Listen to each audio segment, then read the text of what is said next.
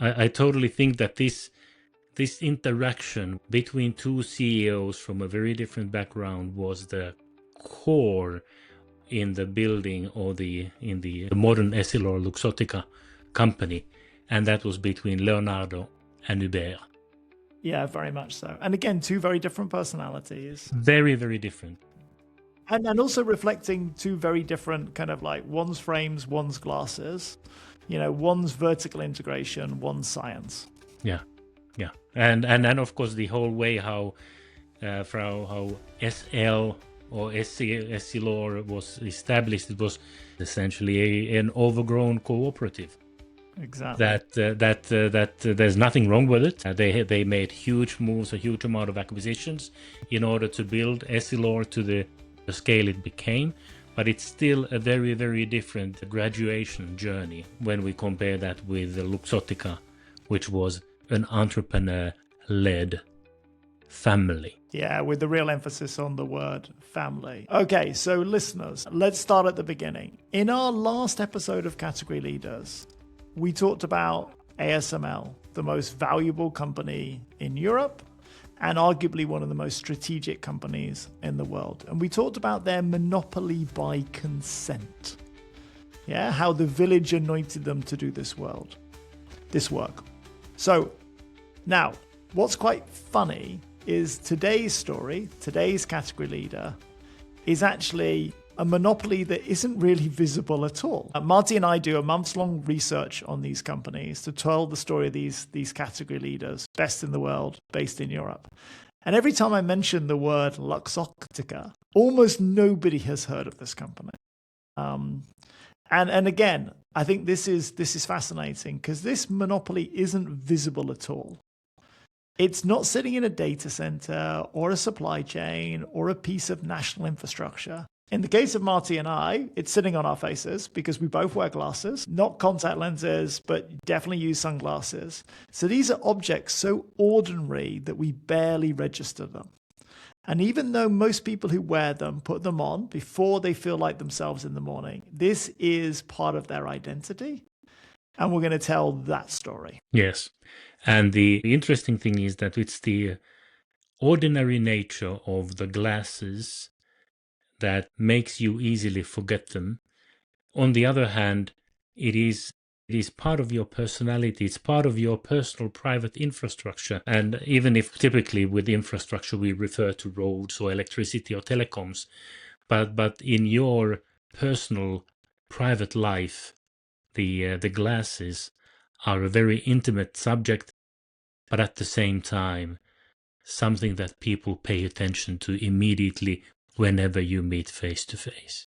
So it's at the same time very private and the most visible part of yourselves. Exactly. And again, the category we're talking about today, listeners, is eyewear, which itself, and we'll have to explain the history, doesn't start as a category. It starts as a medical aid that then becomes a consumer product, then fashion, and then effectively almost becomes, as we've said, part of your personal infrastructure, something that you depend on every day, but never consciously inspect. You buy your glasses, and then you kind of forget about them until you potentially need to go back to the optician for a different prescription, etc., etc.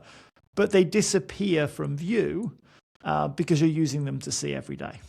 Yeah, and partly that is thanks to the fact that because of all the advancement that has taken place during the last 100 years, when it comes to every single part of eyewear, we have a solution that was preventing people from participating into active professional life 100 years ago, unless they had the rare glasses. Today, everybody can have them thanks to the advancement of technology. Yeah, I love some of the story in the research where you'd get traveling salesmen traveling around the villages, selling glasses to the villagers. And you as a family would pick out a pair of glasses for the family, right?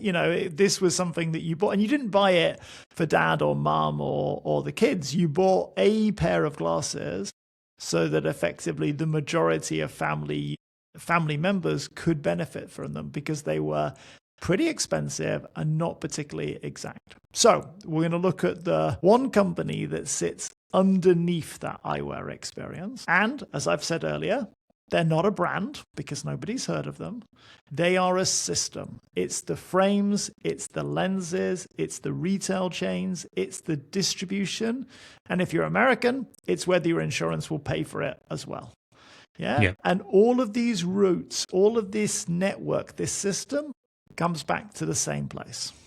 Yeah. And that the same place, which is in northern Italy, the original home, that company is Essilor Luxottica, about $27 billion in revenue.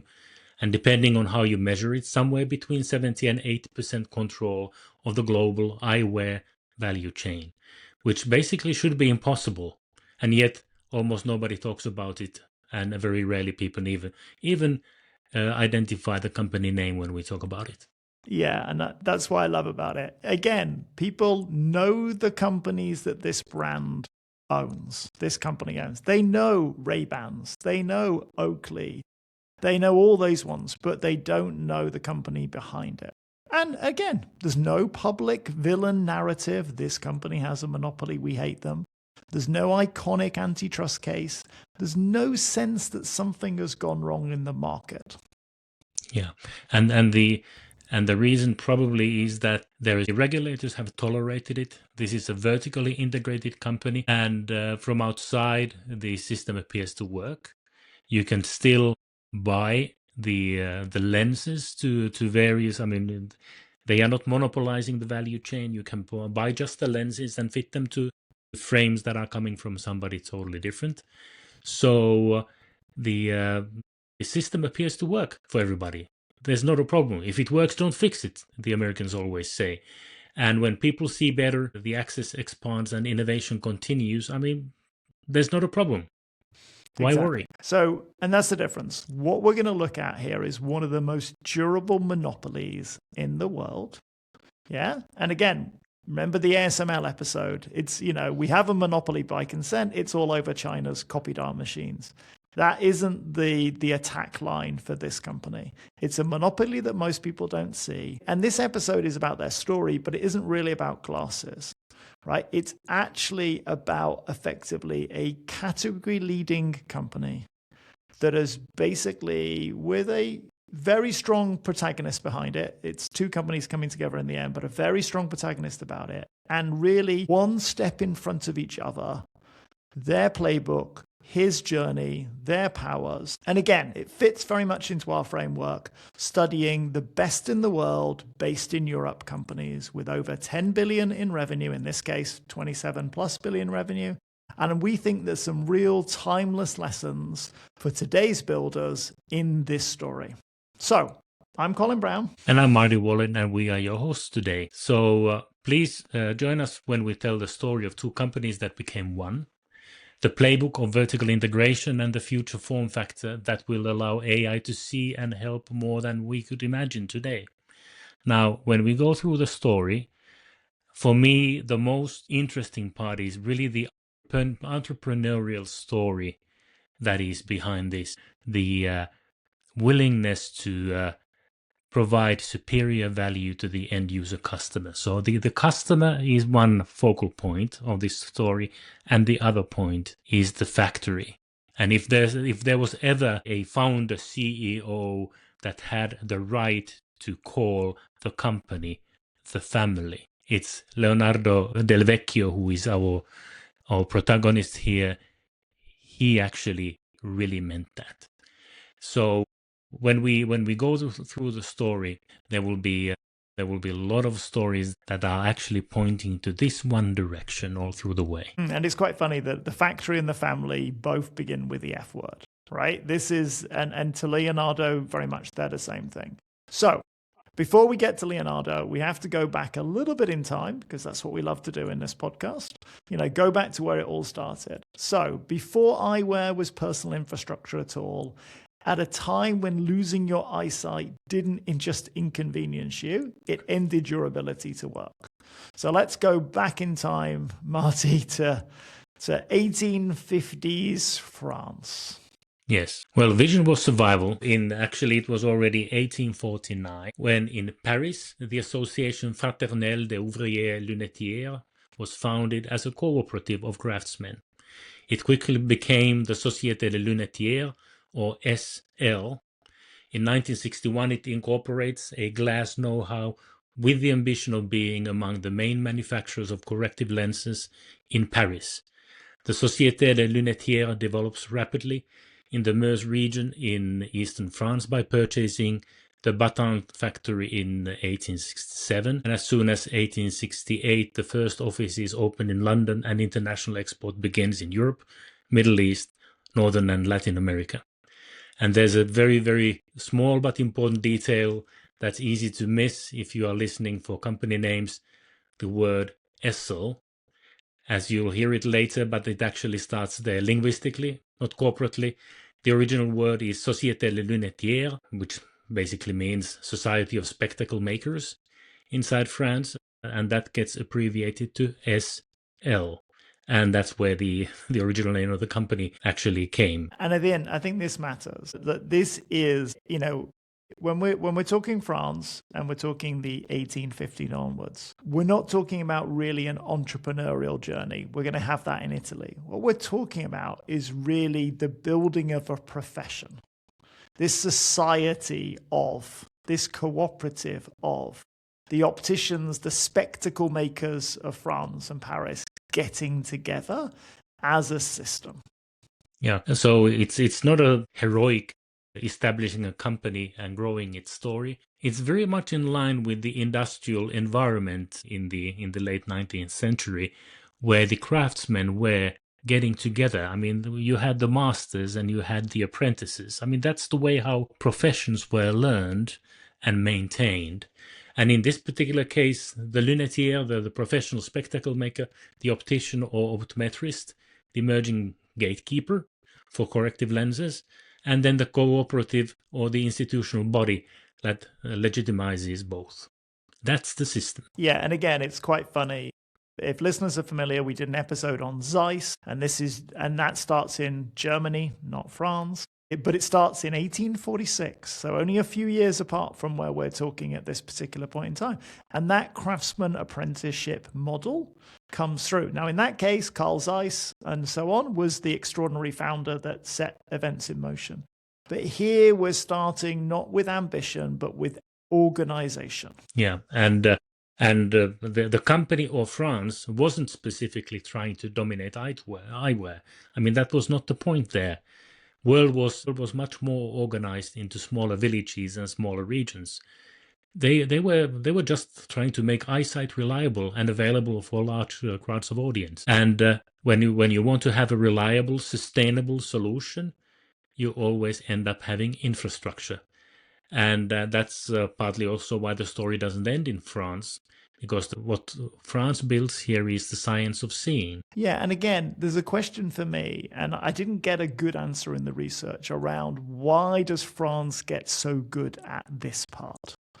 Right? Is it the kind of the quality of the sand in, some of the mines nearby that produces the glass, etc.? Was it the talent density of the early people in time? That was difficult to find out. But what France does is very much France, this society, this SL, they're very much focused on the lens, but they're not focused on the business of wearing. And I think that's the challenge. You've got two parts to this problem. You've got how to get it on your face reliably, and then you've also got the accuracy of the actual lenses in the frames. And remember, at this point in time, the frames don't really exist, right? This is also another invention. Yeah, it's true that we don't know the background story in great detail, but we can always present the hypothesis. I mean, France is an engineering country. They appreciate engineers and engineering.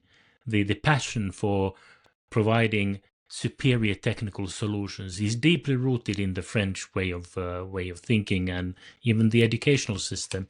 So, in a way, I'm not surprised that the French engineers are the ones that get passion in solving the problem that was inconsistent glasses, expensive, often wrong, built by individual craftsmen, and one lens being different. Even if somebody tries to buy with the same spec, the next one it will be different. So it's a classical engineering problem that engineers love to solve. And Absolutely.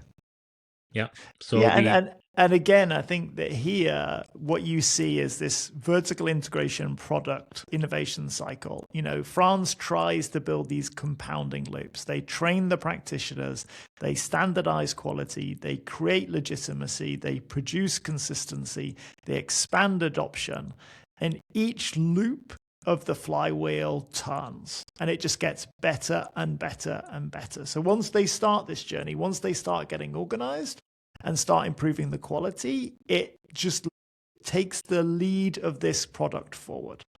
yeah, and I mean this is basically this whole thing, rather than being a fashion item, this becomes part of the medical toolkit of doctors of the time.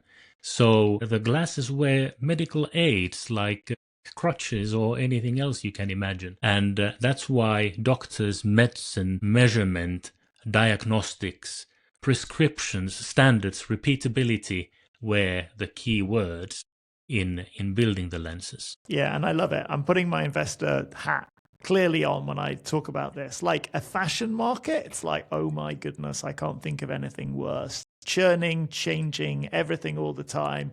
You lose your shirt, literally. And then you think about a medical market. You think about doctors. Once you've got inside those gatekeepers, once you're inside the system, it's not going anywhere, right? You've got those customers and you can build and improve the quality over time. A medical market is sticky. A fashion market is very volatile. And so again, you know, when I'm looking at the investment perspective here, I'm looking, okay, now I see that we're building some real value. Yeah, but this is still the beginning of the personal infrastructure. But at this stage, it was not yet personal in the modern consumer sense. It was personal in the survival sense. You can work or you can't. Yeah, and again, let's all be clear, listeners, what's being built here? When we talk about SL or Essilor, what's being built here is really not a company at this stage. It's cooperative and it's further evolutions. But it's a network of competence. It's a set of institutions, producers, suppliers, an ecosystem that is basically improving optical correction. Yeah. So again, it doesn't have a dramatic founder and explosive growth. It's basically a system story based on precise optics, scaled initially to the medical layer and then to the consumer layer over time. Yeah. And the cooperative structure also matters. Cooperatives are not romantic, they are very utilitarian. They pool risk, they spread best practices, they enforce standards, they help individuals to survive, which is exactly what you want if you're building infrastructure. Yeah, and as we turn, you know, we're winding the clock forward, we're on super speed mode. As we turn the 19th century into the 20th, the spectacle makers, that's the cooperative kind of name, they aren't just making spectacles, they're building industrial capacity, the lenses are becoming reliable, the scale is turning up, the dial is turning. And ultimately, this leads us into a series of mergers that ends up in SL. Yeah. And I think that's quite important that we kind of, you know, it takes time and it takes, you know, key individuals playing their part, which we're kind of slightly skipping over, which feels a bit mean because we go a lot deeper into the Italian arm of the story. But what we get here is this basically this organization labeling of this cooperative structure much more as a company time over time. Yes. And even if nobody knows the name, the function becomes indispensable. Essilor, before it is Essilor, is already solving the correction at scale, consistency and legitimacy. And by 1935, you can say France has achieved something very important. It has mastered institutionally the science of seeing. Not perfect vision, but a system that can diagnose, correct, and standardize. Eyesight becomes manageable. But it definitely is incomplete because even if France has organized the lens side, the seeing, they have not organized the wearing side. So this was a medical crutch rather than being part of the human behavior, identity, distribution, retail brand. A very different form of power that comes from the wearing side. And again, listeners, now we're going to stop. We're going to move on from France in 1935, which seems like a strange date to stop, but it's an important date to stop because effectively in 1935, France has created the science of infrastructure. We've kind of labored that point, right? But they're not really doing anything about the wearing side. And in 1935, this is where effectively we need to move on from science and look at manufacturing. Yes, and manufacturing has its own quirks, different from the science part. Science wants correctness. Manufacturing wants control of materials, processes, people, delivery. And once you start seeing the story this way, it becomes obvious why the next chapter doesn't belong to France. It belongs to Italy. Yes. So we're moving now from the outskirts of Paris and we're moving to northeast Italy to the city of Milan. And it's the 22nd of May, 1935. And this is where the main protagonist of this story is born, a certain Leonardo Del Vecchio. So Leonardo is how we'll refer to him from now on. Now, this is a singular individual. This is Musk before Musk. This is Bezos before Bezos. This is a fascinating character that once you see him, you won't be able to forget him. So it doesn't start off great for poor old Leonardo. His father dies before he is born. He's a vegetable seller on the Milan streets. His mother, Grazia, she works as a factory laborer. She's out all day. He has older siblings, but they are quite a bit older. They're out at work trying to find their own jobs. And he's very much left in the kind of communal courtyard of the apartment building, the low-cost housing in which they grow up. And very much kind of looked after by the other children with the occasional grandmother keeping an eye to make sure that they're effectively still alive, but really not educated at this point.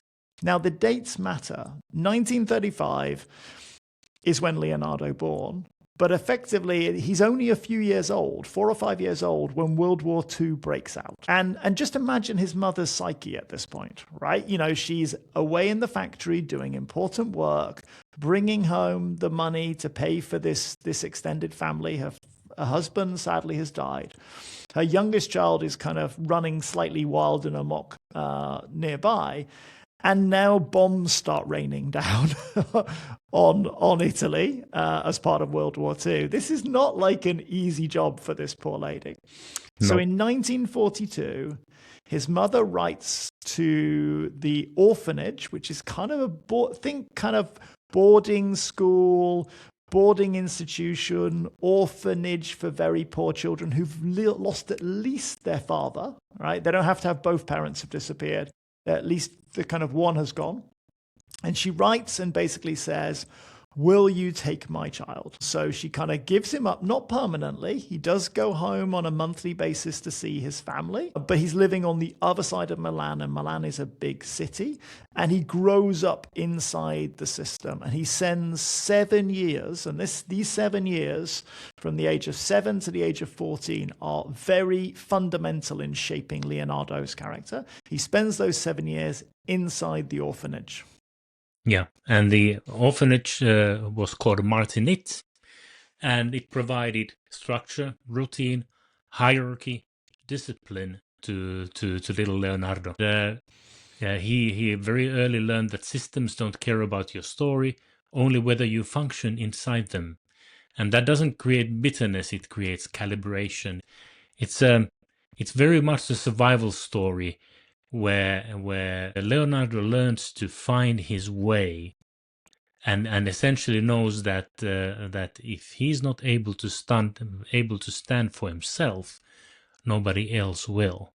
So the orphanage, which then also later on provided trade school tuition to him, introduced Leonardo to engraving, and actually it's the orphanage and trade school that put the first glass frames in his hands for the purpose of engraving. Completely. And so it's quite funny. Like, it's not a great time for Leonardo. Like, he's very upset to leave home, leave his siblings, but he kind of finds his life's work here. He finds in engraving and the quality of creating the frames for these glasses, he finds something that he's really good at. Like his handwriting is perfect, his attention to detail. He's just better at this particular part of his life. And so his mum, again, has to write to the school when he's 14 to ask, because he could stay until his teenage years, until he's 17 or 18, asking him to be released early so that he can effectively get a job. And he becomes like a boy, doesn't really even have a name in the firm that he joins, but he enters the workshop and basically enters an engravery workshop where he becomes a toolmaker and a metal worker, and he learns from the engravers. He learns about lathes and files and molds and tolerances. And also with the little money he earns, he also puts himself through design school and learns to draw accurately. And again, this is him getting a bicycle, standing on his own 2 feet, work for someone else, but learning his craft and his trade. Yeah, and at least so to me, this sounds very much like he took the first steps and learned what continuous improvement actually means. So you do the work, you monitor the results, you find how to make it better, then you define the corrective actions, and then you implement. And this cycle of continuous improvement is definitely very important for him, and it is also enormously important for eyewear, because even if glasses seem to be very simple pieces of machinery, you are very sensitive if the geometry is off, if the material warps, the hinge breaks, it's immediately affecting the wearer in a dramatic way. So even if the glasses or the frames are seemingly simple, they are still very, very critical for the user. And these skills Leonardo really were learned very early on during his career. And we can rightfully say that Leonardo's relationship with eyewear was first mechanical before he started thinking commercially. Very much so. Okay, so listeners, you've got our main protagonist in Leonardo. You know he's kind of Harry Potter cupboard under the stairs. He's grown up poor with a challenging family relationship. He's put himself through trade school, and now he's learning to draw. Now, let's pull out slightly. Okay, why are we focused on this orphan child in Italy in the 1940s? World War II has ended at this point. Okay, so let's talk about the state of Italian eyewear. So, in the late 1950s, Italian eyewear manufacturing is clustered around this particular Belluno district in the Dolomites. Okay, so even further northeast of Milan. Okay, but let's just be clear. We're in this mountain. The Dolomites are beautiful. But we're in this mountainous area, not because of the beauty, but because they have streams. And that streams can basically give you some power, some electricity driven. And fundamentally, those mountain streams provided the power, and they actually helped people immigrate into these areas, because often in Italy, it's a very much tradition. You just move around to find the work. Yeah. And as the work changes, you move with the work. So let's just be clear. When we're talking about these tiny little valleys in the Dolomites and mountain streams, let's be clear. We're not talking monopolies or Ray-Bans or anything else at this point. This is not world or empire building. This is small factories, stream-fed electrics, building the beginnings of the eyewear industry, partly through nationalism. They didn't want to get the stuff from Germany. They didn't want to get the stuff from France. And partly to provide employment in rural, quite a long way from the city areas. Yeah, and also it's very important to remember that in Italy, like in so many other countries, at this time it was normal that people moved to different locations in order to get work. I mean, people were not stuck in one city where they were born. People were willing to move, and the system that was built was optimized for continuity. The ambition was not the first driving factor. Credit for the companies, it flows through personal guarantees. Relationships matter more than contracts. Scale is incremental. Nobody's trying to own the category. They are just trying to keep the machines running. And it's really the continuity and making sure that what we have today will continue tomorrow and next week and next year. That's what's driving people. Yeah, this is really in the land of family-owned businesses. But really, like literally, your father or your parents have set up the business. So we're going to look at a company that plays a very pivotal role in the next part of Luxottica's and Leonardo's story. So one of the serious workshops in this area in the Dolomites was called Metalflex. They had another name originally, but Metalflex is how they're known for the majority of this story. It's founded in 1948, by Francesco and Venus and his brothers, Viatori. And basically, they build a simple, capable operator where they're creating the frames, they're creating all the working parts for the glasses. They're a supplier to Safrio, one of the market leaders, and they want to expand their so they kind of they're a subcontractor to a bigger player, and they need a new factory on which to build more frames, build more molds, create more designs. And they need the space to grow. So we're talking now the 1960s. Leonardo's back in Milan running a small little kind of group of his own. And Metalflex realized that it can't expand in the original village. The valley just feels like it's given up too much capacity to these small factories. So one of the brothers goes off to a nearby valley in a place called Agordo, which is a former mining town. Now, this is 2 valleys over. It's in the same area of the Dolomites. And the mines are closing, and the mayor is desperate for people to come because the population is shrinking. Yeah, it's going well where they are, but not where they're potentially going to be. So the mayor basically offers land and incentives to attract anybody to come.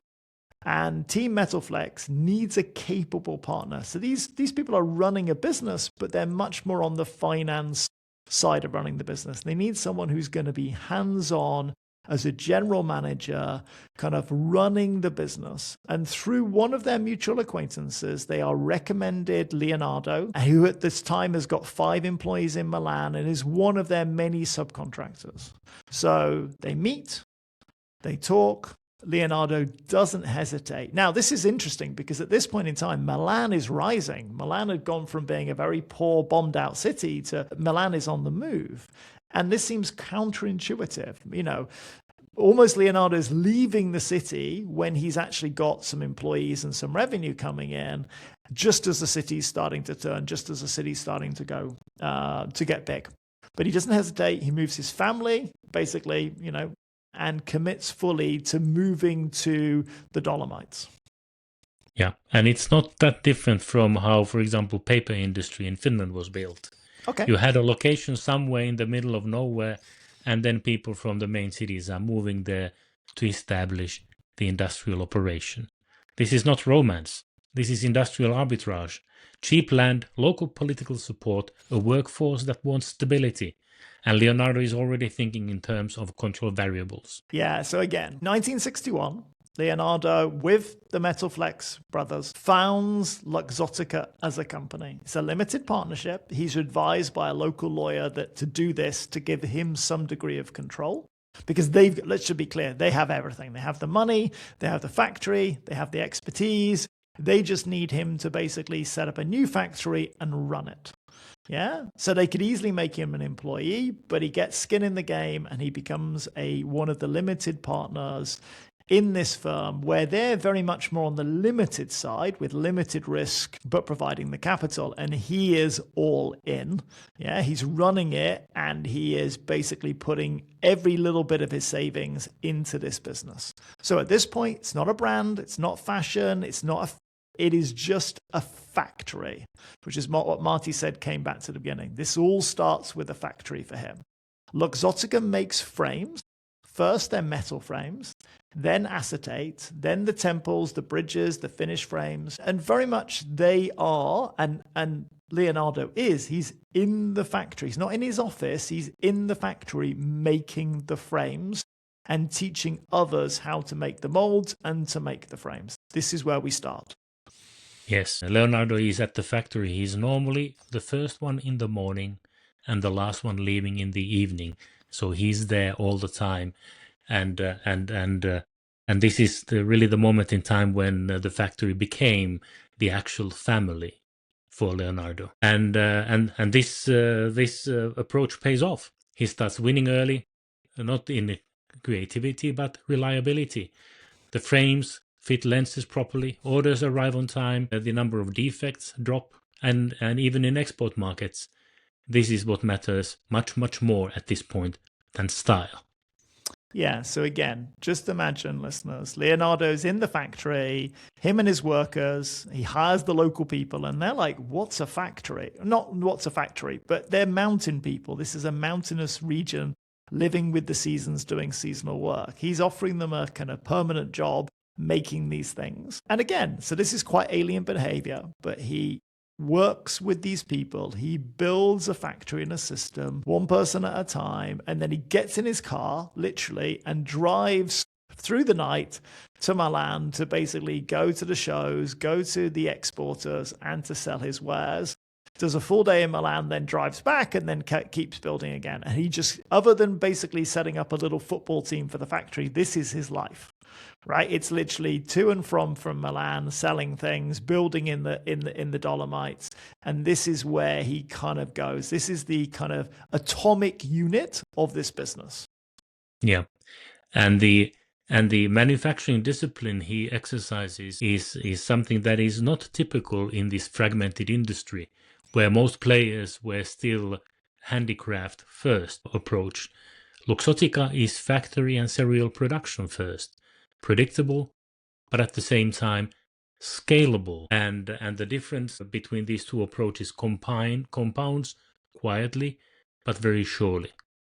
Yeah, and at this point in so the company's founded in 1961. By 1966, the relationship is souring because Leonardo is clearly a perfectionist. Clearly, I wouldn't say a workaholic. Like there's nothing else. There's just work at this stage, right? He occasionally plays football with the factory team, which he sets up. But the only time they don't get back to work on a Sunday is when they play an away game and they're traveling back and it's too far. Like literally they work all the time. But he's investing in technology. He's wanting to drive innovation. He is the big unstoppable force here. And this is not ambition. This is how he is wired, right? He does this because he can't operate in another way. But things come to a head because the brother, Vittorio Toscani, who was the closest to Leonardo in kind of vibe wise, he suddenly dies in 1966 as a stroke, with quite young and with the young family. And this kind of damages the relationship with the other brothers kind of very badly. It's not Leonardo's fault. These things sadly happen. But what it means is that he's lost the person closest to him. They start to treat him even more like a subcontractor, to try and reduce his margins, to push him around. Leonardo's response to the death is great. He closes the factory, he rents a bus, he takes the entire workforce to the funeral. Yeah. But this is the beginning of the end for the partnership, right? It all goes very downhill very fast from now. Yeah, the system hardens after Vittorio is gone. The causal chain that is leading to a very different future starts from here. Without that internal mediator, the remaining partners reassess risk. They reconsider guarantees given. The support for credit weakens. The tone shifts. This is not betrayal. This is just a system reacting to uncertainty. And in manufacturing, when trust weakens, money follows. Yeah, so look, at this point in time, this is kind of as close to Leonardo comes to kind of corporate death as I think he really gets. Because at this point, he doesn't hold the cards. He has the factory, he has the workforce. They love him, he loves them. Really, love is the word, right? They are kind of brothers and sisters in arms. They are working together all the time. There's some brilliant stuff in the research where at certain times of the day, Leonardo stops the factory, turns on the music, and they all do a karaoke session, which I just absolutely love, right? This is somebody who is all in, and his employees know it. And he's managed to get his first direct American customer, Boris Kiot, who's originally from Latvia and actually survived the Holocaust. 4 concentration camps this guy actually managed to get through, which I think clearly is a record and clearly an extraordinary life in his own. So he's been a Metalflex customer for many years. Remember, Metalflex is the company that Leonardo's been in partnership and helped co-found Luxottica. And it's Boris that's importing the Italian frames into the United States. He loves the quality and he basically takes them into the US. Now, he meets Leonardo and he becomes a Luxottica customer too. And really, at the moment, this is fascinating. Leonardo and Luxottica sell in America almost before they sell in Italy. And partly that's because who are you to sell in Italy, type 5? Like this Luxottica, they're not a market leader, they're an unknown. It's a kind of subcontractor and a subcontractor getting together. They're not a household name, but the quality shines through. Boris loves it and takes them to the US. Yeah, and I mean, what Boris is doing, just cutting out the middleman. He realized that he's going to get it cheaper when it buys directly from the source, because Boris didn't feel that the middleman, Metalflex, was actually having anything tangible to contribute. And Luxottica is not just cheap, it's export grade, consistent quality, and ability to deliver beats the romance that the romance may be somewhere in Italy, but in foreign markets, it's really your delivery, all that matters. Exactly. So by the summer of 69, so the Vittorio died in 66, summer of 69, Luxottica, we're at 100 people in this factory. Payroll is heavy, capital intensity is rising, the business is going really well, but the brothers, the Metalflex brothers, they're not happy. They're losing control. You know, Leonardo is this unstoppable force that's basically, you know, they didn't bargain for him. So he's kind of innovating, pushing the boundaries, doing sales, doing deals. He isn't stopping. So they decide that they're going to basically tighten the leash. He doesn't have the cash. They're going to basically say, hey, we remove the guarantees. And if you don't have our money, you can't make payroll. See how long you last. Right? Now, Leonardo has only one card to play, just one. So he drives from the Dolomites to the French Riviera, and he basically sits down with his most important customer, Boris, who we mentioned earlier. Now, Boris currently owes Leonardo 35 million lira, and Leonardo needs to collect. If this money doesn't come in, he is toast. Yeah? But he gets the check. But that isn't the end of the story. And I believe, if my memory serves me right, the situation was so bad that Leonardo already had told the employees that I'm not able to pay your salary. So This was the Leonardo was playing all in. I mean, it was either he will come out of this victorious or the company will disappear. And the bank in Agordo had refused to reopen credit. Another, Cassa di Risparmio di Belluno, extends trust. Wages are paid. This matters more than anything else. Factories survive on credibility with the workers. Yeah, so with the money from Boris and the money from the bank, Leonardo makes payroll. And just to be clear, this is probably the most risky moment that he suffers. Don't get me wrong. As you'll see in this story, he risks the business again and again and again. But this is the kind of near-death point. Yeah, but he makes it and he buys control. So he offers 45 lira each to buy out the remaining partners. Now, let's just be clear. A few years earlier, 1961, those shares were worth 500,000. He's offering 45 million. The business has gone well. Now, what's fascinating here is the Metalflex brothers, they have the money, right? And at this point, they just walk away because, hey, you know, this is much better money than we would have made in the, otherwise. This guy's a pain in the ass. Let's just walk away. So this is the wealthy choosing to sell and Leonardo mortgaging everything to basically buy the company. But at this point, from July 1969, and ironically, it's in the same notary where they started the company, they close the deal and he becomes 100% owner of Luxottica. And from that moment on, he acts very, again, this is the orphan kind of, done good. He now owns this thing. The threat level has been very, very high, but he's raised the capital. He has a very loyal workforce and there's nobody to tell him what to do. Yeah. And And I think this is the pivotal moment, because essentially what Leonardo did, that he made an offer that the other party couldn't refuse. And it was not by threatening with force. It was just making such a lucrative offer for the ownership of the shares that the other party folded, not because Leonardo paid too much. It's because Leonardo had a vision that was way beyond what anybody else in the business saw. And this was a new pattern forming. After 1969, control disappears, not because of bitterness, but because of calibration. Yeah, I think you're absolutely right, Martti. Look, Leonardo has this huge vision for this company. And so he makes them an unreasonable offer for a factory employing 100 people, producing eyewear, most of which is going to the American market. But that's not where he's stopping. Not at all. This is the guy who's going to take 80% of the eyewear market globally, or create the category for eyewear. That's fine. Let's not get too ahead of ourselves. So by the end of this, what you would call this kind of second act, we did France, now we've done Italy. By the end of the early 1970s, Luxottica, they've got the factory, they've got the workforce, they've got the export customers. But it's still an industrial factory producing stuff rather than having any genuine cultural leverage. And again, we can't talk about Italy and Milan without basically looking at this next story, this next act in this story. And again, some other fascinating, very well-known characters get particularly good walk-on parts in Act 3.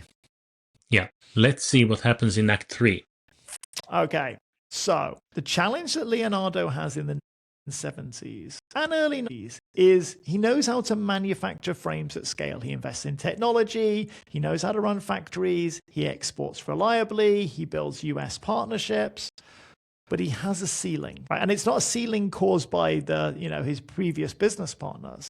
It's because at this point in time, eyewear is treated primarily as medical correction.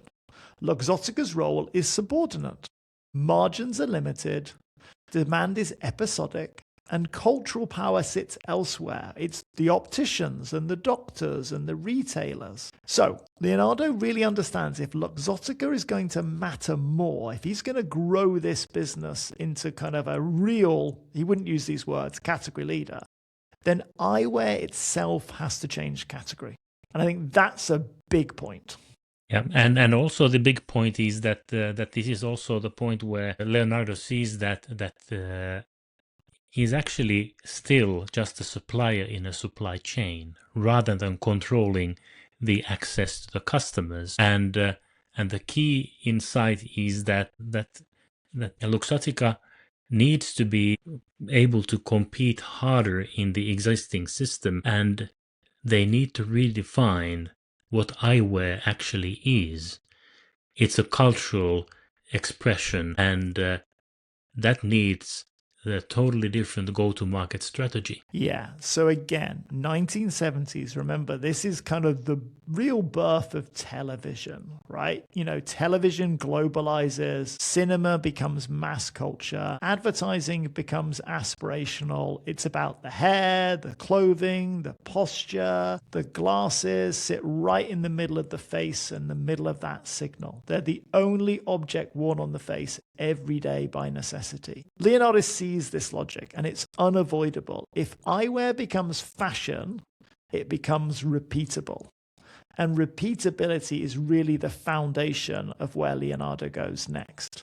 So he doesn't rush to push the Luxottica brand out into the world, right? Which is what you would have thought he would do, right? Let's create Luxottica as a brand, let's launch it, etc. Remember, he's been supplying for everybody else. He's been supplying to the Americans. It's their brand that's going on the glasses, not his. But by the early 90s, he's investing more and more in technology. The acetate capacity, better finishing on the glasses, tighter tolerances, shorter production cycles. He's building a machine that can produce the best possible eyewear on the market at scale. Yeah, and this is the difference between fashion theater and fashion infrastructure. Most companies, they chase visibility first, and then when it's time to scale and field your product, they collapse operationally. Luxottica builds the machine first, and only after that they step into the stage. Yeah, and again, when we talk about the machine, like at one point, there's a massive snowstorm in the Dolomites. They literally can't get the glasses down the mountain. They're in a mountain valley, right? There's a snowstorm, it blocks the road. So they end up having to build an Amazon-like, using these words now, but the fulfillment center gets basically built at the bottom of the valley beyond the snow line so that they can always deliver for their customer. The customer comes first. And remember, I know most people are not familiar, we're building this in a mountainous area of northeast Italy. We are nowhere near Milan. Everything is then about distribution and fulfillment from this point. So this is the fashion bit, and this is where we introduce a small character, but a very well-known one. We introduce Giorgio Armani. Okay, probably in his heyday, the most well-known, well-recognized designer of that period of time. Now, interestingly enough, remember, Leonardo was born in 1935. Giorgio Armani is born the year before. Just 1 year before Leonardo, in Milan as well. And he's shaped by that same, he doesn't have quite as tough a childhood as Leonardo, because that is pretty, off the wall extreme. But he is shaped by that post-war Europe, that scarcity, that discipline, that reconstruction. It all shapes his worldview as well. So in the late 1980s, Luxottica signs an eyewear licensing agreement with Armani. Now on paper, this looks like a standard fashion contract. Royalties typically around 10%. Paid to the designer, but Armani doesn't want a standard relationship. He wants alignment. And this builds a much more powerful relationship. Yeah, well, Armani is not interested in the royalties as such. They are interested in equity. A much closer bond with a shared destiny, and this is not an easy ask, because Leonardo Del Vecchio is definitely famously protective of his company and his shareholding. Control matters, control of the future matters to him, so it takes a little bit time to see this new situation. Yeah, and I genuinely think if they weren't coming from the same place and born at the same time, kind of being, industrial founders in arms, this deal would not have got done, right? I can't imagine this happening for anybody else. Eventually, Leonardo agrees. Armani enters Luxottica with 2%, later 3%, eventually 5%. He joins the board. So this is the super famous fashion designer that we're talking about, joining the board of a company that most people still don't know that it exists. So it's symbolic and it's structural. And this is where, again, between Armani and Leonardo, they basically develop this concept of, well, you can't necessarily afford the handbag or the dress from Armani, but can you afford the glasses, right? And he lends legitimacy, yeah, he's now associated with the coolest designer in the world. Remember, Leonardo grows up as an orphan in Milan, like he's not a household name. But when he comes back to the city now, he's now associated with the coolest designer in the world. Right? So again, this changes, and Milan Fashion Week and everything that's growing from this point onwards, Luxottica is at the core. Yeah, and it's seeing it in retrospect, it's even surprising how after Armani, and actually very late in the history, all the other fashion houses asked the question, should we do eyewear? Or actually, that's not even the question. The question is, why aren't we already doing this, and with Luxottica? And as a result, Prada, Versace, Dolce & Gabbana, Chanel, they all come on board. And again, listeners, just to be clear what we're talking about, Armani, Prada, Versace, they set the design aspiration. But it's Luxottica that comes up with the designs. It's Luxottica that basically builds the glasses. It's Luxottica that ships them to retailers. It's their name on, it's Armani's name on the frame, but that's just the name and the brand, and they sign off on the design. That's the 1%. 99% is Luxottica, right? And it's not just, it's the same for everybody. It's Luxottica and their machine that produces the glasses and distributes them. So by the end of the 90s, Luxottica is no longer small. Where revenues are well above 1 billion. You know, from this small mountainous town, former mining village, let's give away the land for free because we need some workers. Now we got workers, right? The factories are running at scale. The licensing relationships are multiplying because each one goes to the other one. But it's the same time, we're kind of missing the American story. Now, this is a great European company, but we have to look at America. This is the market, right? So in America, something critical is happening. Companies like LensCrafters, owned by the US Shoe Corporation, and later Cole National, are reinventing how eyewear is sold. We've got mall-based stores, we've got one-hour service, we've got bright consumer-friendly environments. Eyetail is becoming a retail experience, not just a clinical ordeal. Yeah, and what is driving this in United States is definitely cost, because the US market was very, very cost-oriented. This is a way how LensCrafters were trying to reduce the cost for the consumer, and that's what they very successfully were able to do. And of course, this is teaching a lesson to Leonardo that there's a missing piece in his empire. These brands without shelves for the customers are very fragile. If you don't control the point of sale, you don't control demand. All of a sudden, manufacturing shapes supply, but retail shapes the preference. Absolutely. So, 1990, Leonardo makes a decisive move. He decides to take Luxottica public. Not in Milan, not in Europe, but in New York. And let's just be clear, this isn't happening for anyone else. Right? The aspirations of his fellow founders in Italy, the industrialists, the manufacturers, they're going on the Milan Stock Exchange. They're maybe going on the London Stock Exchange. They are not listing on the New York Stock Exchange. And again, if anyone caught our ASML episode from last month, this is not a rescue IPO. Yeah, this is not Philips getting fed up with ASML and kicking them out. This is effectively Luxottica doesn't need saving, it needs marketing. So Leonardo, this is a great strategic move because by listing in the US, Luxottica becomes part of the American economic system. And I think there's some lovely quotes in the research on this one, that this is $100 million worth of free marketing to the world's biggest market. And I think that is a slam dunk on the nose opinion. I think that's absolutely right. This is a great move. Yeah, and it's the very same advice that I've given to many companies who are today aspiring to get into the US market. The best way to get to US market is to go there. And this is exactly what Leonardo was doing. The IPO in the New York Stock Exchange did three things at once. The first of all, it gave Luxottica credibility with the US partners and consumers. It provided the necessary currency for future acquisitions, and it signaled the very, very critical and important long-term commitment for that market.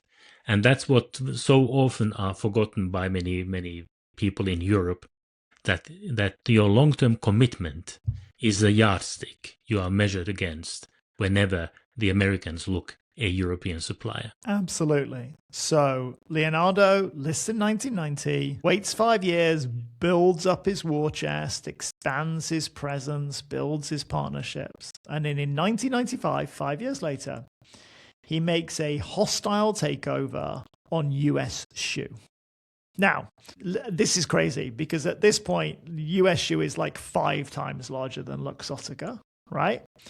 And Leonardo, ironically, doesn't want US Shoe. He wants what's inside it. He wants LensCrafters. I mentioned them earlier. At the time, LensCrafters is the largest optical retail chain in the United States. This is bet the company move by Leonardo, right? He goes all in to get these hundreds of stores, that mass footfall, the direct consumer insight. And fascinatingly, he pulls it off, right? He buys the company in a hostile takeover. He then breaks the company up, sells off everything but LensCrafters, yeah? And at that point in time, he sees now inside the retail demand side of the business. He can actually see the numbers. What do people actually want? Yeah. And all of a sudden, Luxottica stops being a participant and it becomes a governor.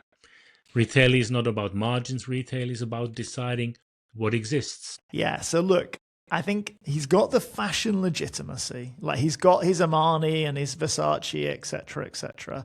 That's great. Okay. And then he does another great move. So in 1905, it's US shoe. In 1999, he acquires the iconic Ray-Ban brand from Bausch & Lomb for approximately 640 million. Now, I love this story because, again, most people have heard of Ray-Ban. I think nearly every US president since the 1960s has worn Ray-Ban. And again, the actual word Ray-Ban comes from the pilot inventor who basically flew across the ocean without proper eye protection and damaged his eyes. So he wants something that's going to block the kind of UV rays from entering his eyes and damaging them. Bausch & Lomb really have run this brand into the ground at this point. You can buy a bunch of classic Ray-Ban aviators in a gas store for basically a few dollars. And actually, the Italian rival, Safilo, the kind of prime mover when Luxottica was founded, they're due to buy Ray-Ban from Bausch & Lomb. And Leonardo comes to the negotiation, basically does some quick calculations in his not particularly good kind of English, because English is never his kind of superpower. And basically he buys the company and he buys the brand. And then they kind of take them off the market, right? Because they've run this brand into the ground. The glasses are shitty. They're manufactured in Mexico. The quality standards have gone to pot. And Luxottica at this point in late 90s is got 4 to 5 billion revenue annually. So they can afford to take the brand off the market and they can afford to do something with it. Yeah. And it's clearly this is a rescue story, not the rescue that Ray-Ban is saving Luxottica. It's quite the other way around, because what Luxottica is doing is that by investing into the production infrastructure, which was in a very, very bad shape after Bausch & Lomb, they essentially saved Ray-Ban as a brand, and that distinction definitely matters. Yeah. Okay, so listeners, so just kind of do a summary at this point. So the early 2000s, Luxottica has manufacturing kind of nailed, right? They are high precision factories and distribution centers. They've got the luxury fashion licenses, which everybody thinks that these fashion brands produce, but really it's Luxottica that does it. They've got the iconic brands. They've got Ray-Bans. They get Oakley. They basically buy everybody who's got a fashion brand. And sometimes it's pretty hostile when they take them over. Leonardo is known as like the hawk in this particular side. And now with their purchase of Lencrafters and others, they've got the retail aspect. Yeah. And very much where we are in the early 2000s, eyewear is no longer medical. It's much more cultural. This is about sunglasses. This is about reading glasses. And that's where Luxottica's got to. It's a high watermark by the 2000s. They kind of own the frame business. Yeah. And in line with the repeating continuous improvement ethos, there is yet another step that could be made. There is still something that is missing. Luxottica is at this point controlling the wearing part, but they do not control the seeing part, that is the lens itself. Okay, that sounds familiar. So perhaps we now need to, I know we're jumping around a little bit, listeners, because it's difficult to tell this story because it's two companies coming together. So let's pause Luxottica's timeline and Leonardo in the year 2000. Wind the clock back to 1935, which is where we basically let our kind of lens producers in France.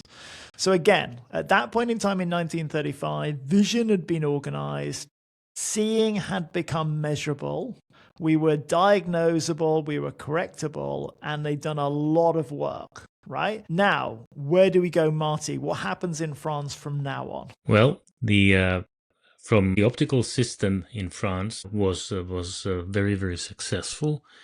But the challenge was, of course, to build it into an industrial scale. And this matters because this is all very different kind of power from Luxottica. Luxottica grows by touching the consumer. Essilor grows by becoming unavoidable. One governs desire, the other governs correctness. Basically, since the Second World War, the conditions change. People live longer, literacy increases, clerical and technical work expand. Nearsightedness and presbyopia no longer are edge cases, they are normal. This is not a cyclical demand. This is a demographic inevitability. Yeah, and by the 90s and 1960s, again, vision correction is no longer a luxury, right? We've moved past that. It's really a requirement for participation in modern life. And the question is no longer for Essilor is, can we make lenses? Is really, can we make them correctly at scale and forever? Yeah, and this is the point where our second main protagonist, Bernard Métanaz, enters the story. He was born in 1926, trained as an engineer. Remember, France, engineers, they are an integral part of each other. He joins the Essel ecosystem in the 1950s. He's not a charismatic founder. He's not a public figure. He's a systems thinker. Métanaz doesn't look at the market, he looks at the eye, and he notices something everyone else has accepted without question. The human eye is dynamic. Lenses are static. That mismatch is a real problem for the user. Yes. So in 1959, he delivers Varilux, the world's first progressive lens. So there's a smooth transition between distances, no visible bifocal line. It's not incremental, it is a structural break with what has come before. But Varilux's real impact is not optical, it's economic. Progressive lenses cannot be sold casually. They require precise measurement, trained opticians, patient explanation, repeat adjustment. This changes what Essilor does. Yeah, and it binds Essel to the professional gatekeepers, the opticians, optometrists, later also insurers, especially in the United States.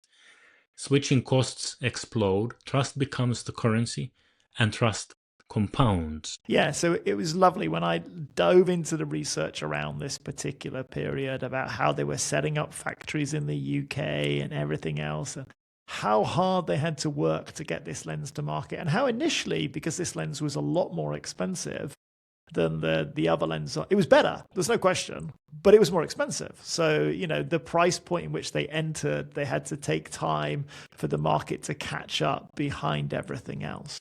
But again, they invest relentlessly in R&D, in coatings, in lens geometry, in precision. This is the same story as Leonardo. Technology driving innovation, driving improvement, making it harder to replicate. You know, in investing, we talk about what's the moat. Well, their moat is the fact that they basically built this amazing machine to create these precision optics personalized for the individual, and then had a system to serve them. And at the same time, I don't know if it was Bernard who came up with the idea, but somebody in the system came up with the idea that, okay, now we can provide a basic solution for the seeing problem and have a basic level product. But then we have several geometries that we can sell, others with higher price, different coatings. So actually even the earning logic is different. And this is coming from somebody who is joining this whole podcast wearing Varilux glasses. So I know exactly how it feels to be a part of that supply chain, but it's still the quality of the solution is outrageously good. Yeah, and then look, ultimately the lenses do commoditize, but they are complex. It requires this amazing ecosystem that effectively Essel builds. And again, there's a bunch of merging now. So Essel merges with Silor to become Essilor. It's kind of consolidation of the industry.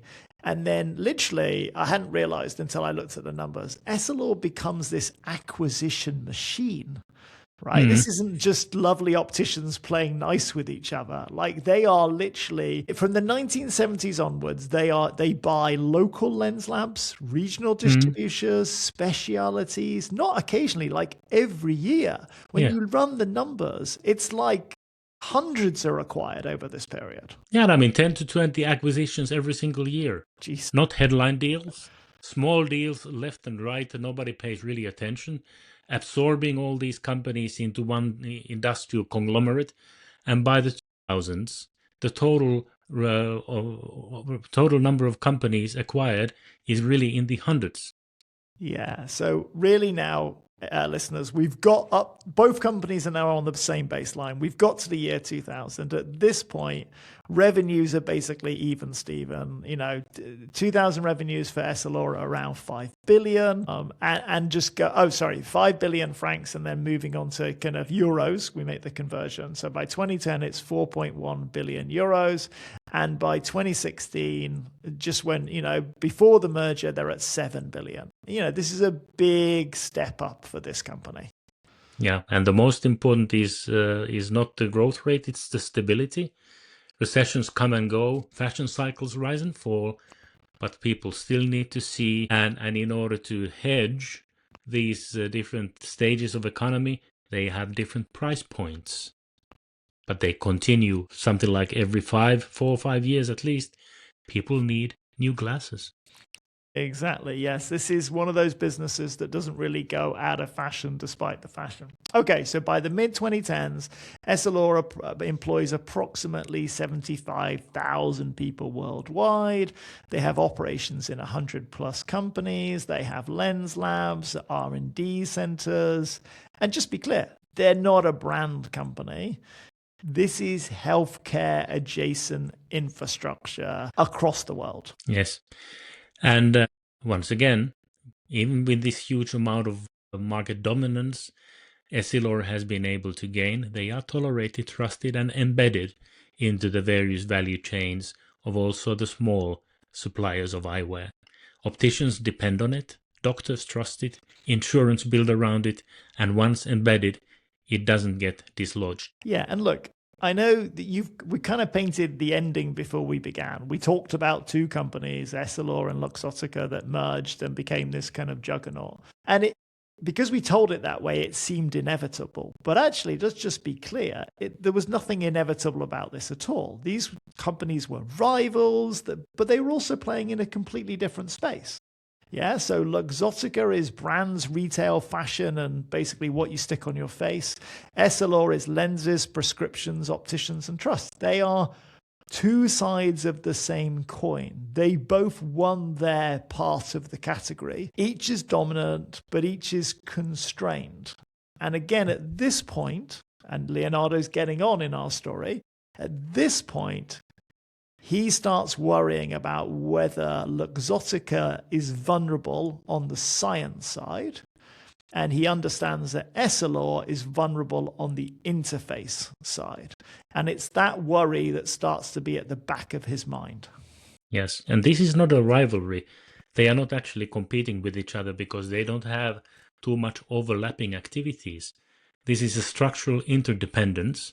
Two systems growing into each other's blind spots. Yeah. So again, we're not going to go straight to the marriage or the merger because that actually doesn't make as much sense, right? Because we need to actually explain something a little bit that happened before. So by the late 2000s, Leonardo is basically in his early 70s, and he actually steps back for the business for a period of time. Now, just to be clear, we've painted a system of a completely founder-obsessed, industrial-obsessed, factory-obsessed individual. He is still that. And actually he has a family, and he's neglected it considerably. Actually, quite a few of them over the years. Yeah, do you want to explain? Because he's actually... No, let's not get into that. But yeah, let's say he was married 4 times and had a total of 6 children, and 4 times married to 3 different ladies because the second wife he married twice. Absolutely. Yeah, which is fine. So he's actually built the world's most dominant eyewear manufacturer. He's in his early 70s, in the early Yes. 2000s. He's built the world's most dominant eye manufacturer, the most powerful brand, the largest optical reader. He's king of the world, right? And he decides that he's going to step away to kind of spend more time with his family in that sense. So, but let's be clear, this is not Leonardo running away from the business. It's him. He's not leaving the business. Leonardo doesn't leave at this point. He just steps away to spend some time with his family. Well, I mean, he's trying to get rid of the, let's say, the operational responsibility with his daily pressures. Yes. And again, there's some lovely bits in the research where when you visit the factories, when you visit everything that is Luxottica, the only room in the factory that doesn't get any attention is Leonardo's office because he's never in it. Like, he is on the factory floor. They have a team of people walking around with him. He's talking to all the technicians, looking at all the inventions, and people are writing down the 50 ideas he has before breakfast. But in 2004, Leonardo appoints Andrea Guerrera as CEO. And Guerrera is a serious executive. Right? You know, he comes from Maroni and later Indesit. He's another Italian industrial systems builder. He's young. He's operationally strong. He's internationally fluid. He's educated way beyond high school or elementary school level, unlike poor Leonardo, right? He's respected. This is a good, solid choice. So from 2004 to 2014, that 10-year period, when Leonardo's in his early 70s to early 80s, Leonardo is not the CEO of Luxottica. He's the founder, but he's not the CEO. He steps away into this chairman, presidential type role, and Guerrero runs Luxottica as a modern multinational. Yeah, and they have to do a lot of work. Like, this is a whole business built on the agency of a single man. This would be like Musk stepping away from one of his companies. You know, that's a big shoes to fill. Like, the whole DNA of the company is created around this kind of founder main character energy. And I mean, this was the markets rewarded this move, and everybody appeared to be very happy with it. And Andrea was able to, I think it was something like tripled the market cap of the company. But still, Leonardo was not fully happy with it. This doesn't fail the usual way. There is no collapse, no scandal, no loss of control. The machine runs, but... Yeah, something is off. And again, you could simplify this as founder mode, manager mode. Right? Andrea is a great executive manager. He puts in the right systems and controls. He grows the business 3 times. But the company stuff, you know, that hostile takeover of US shoe, the buying the Ray-Bans beneath your nearest competitor, that's not happening. Luxottica isn't playing those games anymore. And again, this is at this point where under professional management, Luxottica has done better. It's better at licensing, at retail, at brand management, at global execution. But the bit that's missing is this kind of founder mode, driving hard, taking the risks, and playing to win the category, not just quarterly earnings. Yes, and on top of that, Guerra is not at the factory. He's not behaving like the father of the family. He's not spending his time at the factory solving the daily things like Leonardo used to do, and instead was very conspicuously taking part in public engagements and talking in public about matters that appear to be very, very unrelated to the important matters of the company. And this essentially demonstrates as a case where a professional CEO is excellent in optimizing a defined game, but founders like Leonardo are the ones who are able to see, and if necessary, play a different game. They are not asking how we do run this better.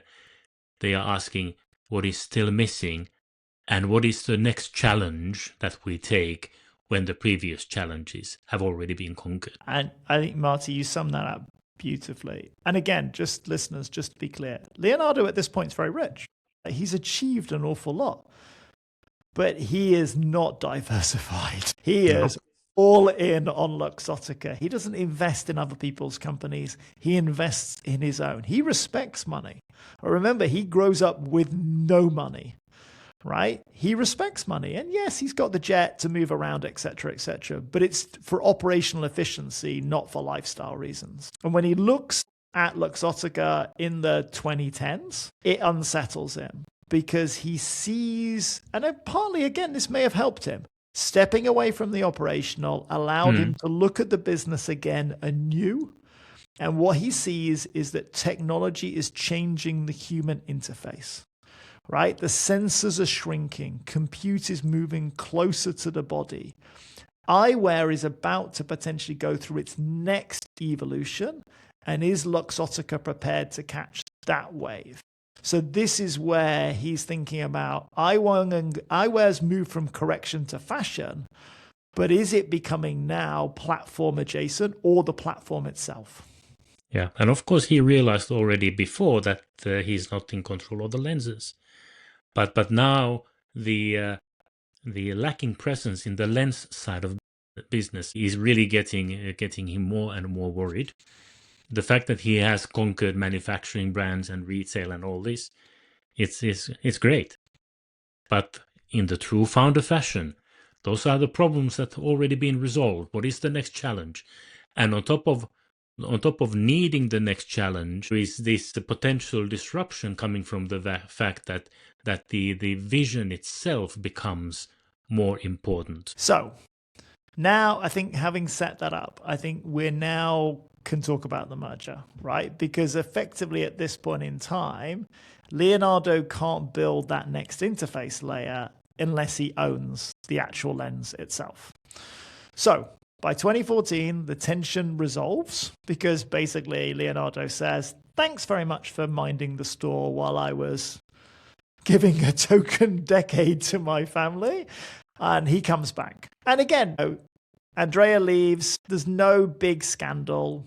Leonardo just comes back in. He owns the company. He's not sold his shares. Yeah. But it's not a power struggle. It's a phase shift, right? Because what Leonardo is now so focused on is basically how does he create a situation where this almost impossible marriage becomes possible and eliminate this last external dependency for Luxottica so that they can look then forward to the platform. I think this is the thing that I get from Leonardo all the time. It's he never looks back. He's never thinking about, oh, poor me and the orphanage and the smell of cabbage, etc., etc. He's only ever looking forward, the next hill to climb. And maybe it's because they grew up near, the Dolomites are around them in the factory. He's always looking upwards. He's always looking forwards, and he's always dreaming big. Yeah, and all this happens when he steps back into the helm of the company. It was taken very, very badly by the market. It was seen that, okay, this old guy is not willing to let go, and he's no better than anybody else in the marketplace. So this is a very, very tough situation for him, and he was pretty much by the fact that the markets are taking it so negatively, whereas he was the golden boy of Italian industry. But anyway, being in helm, he is then getting in touch with the leadership of Essilor, and at this time the company was run by Hubert Sagnier, who was from a very, very different background. He was an INSEAD MBA, and one of the funny tidbits of information was that when the guys met for the first time, and Leonardo asked Hubert very casually that, so what is your plan for the future? And he said it very boldly and immediately, I want to run the entire company after you. And Leonardo was, of course, shocked. And he allegedly became very friendly and polite, veered away, and completely ghosted any near-term attempt of Hubert or anybody else getting in touch back with him. So he was just appalled by the fact that somebody can be so outrageously bold.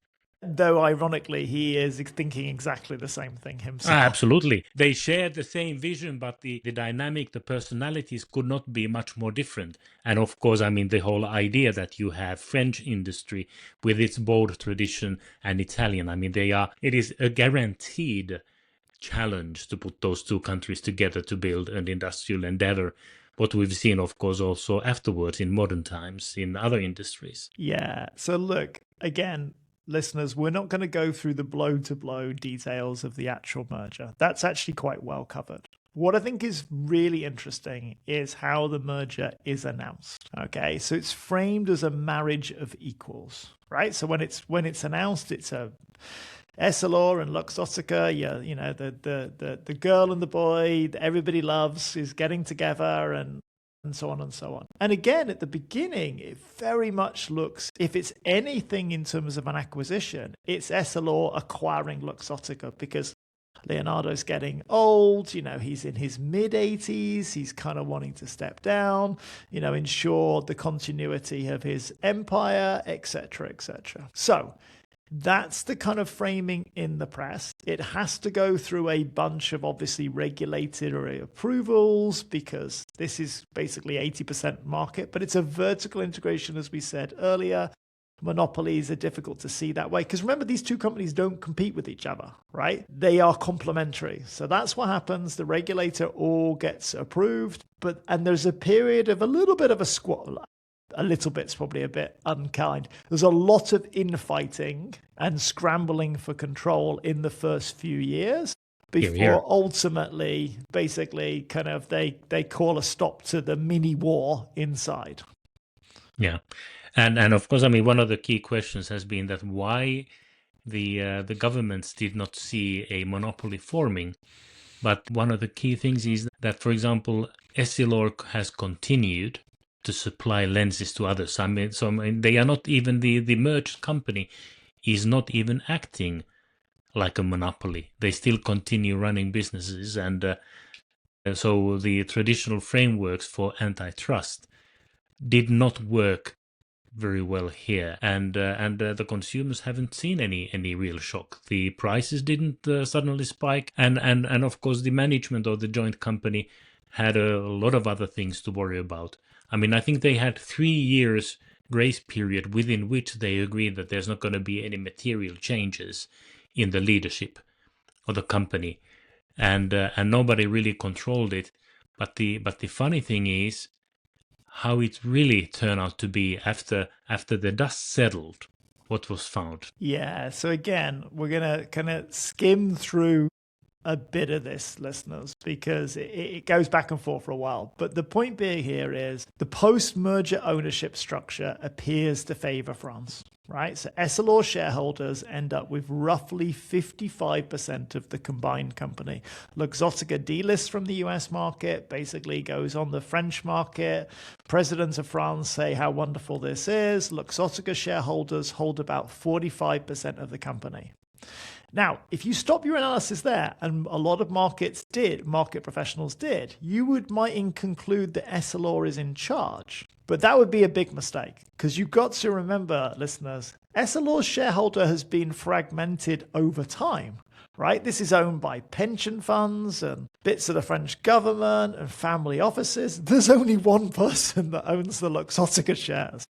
Mm-hmm. Sorry, Armani. Right? There's two people. There's two people that hold basically the Luxottica shares.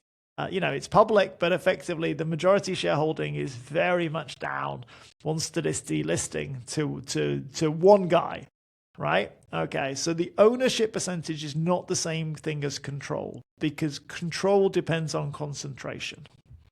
Yeah, and I mean, it's I think it was actually at this time it was the family company, the holding company Delphine, that owned the Italian shares, 32% of Luxottica, and there was nobody even close to that. And this key stake represents a proper blocking stake. So all transformational decisions can be vetoed. All the reshaping of the governance can be controlled by this. And what is very important, the key influence for leadership succession is in the hands of our friend Leonardo. Yeah. So look, basically, it's just a matter of time. Once the kind of, the peace period has ended, Ultimately, Leonardo's in charge. And again, this is towards the end of his career and sadly towards the end of his life. But fundamentally, what happens is, and we saw this in our Airbus episode,